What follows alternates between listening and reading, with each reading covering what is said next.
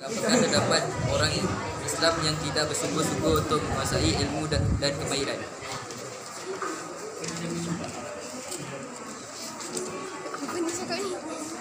Terima kasih kepada pengerusi majlis.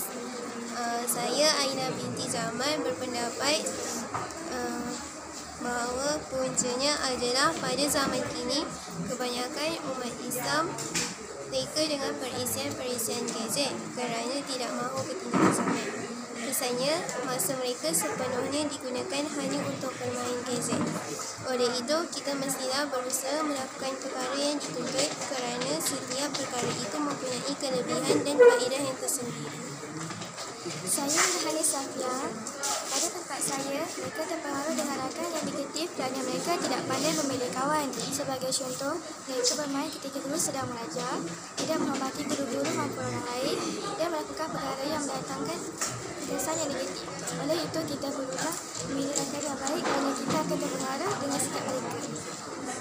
Saya Nurhani Safia berpendapat hal ini disebabkan oleh sifat mereka yang malas dan tidak ambil peduli tentang ilmu kerana lebih mementingkan sesuatu yang melegakan.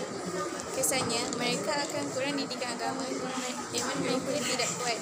Oleh itu, kita hendaklah mengambil berat tentang ilmu supaya setiap tindakan yang kita lakukan tidak bertentangan dengan hukum syarak.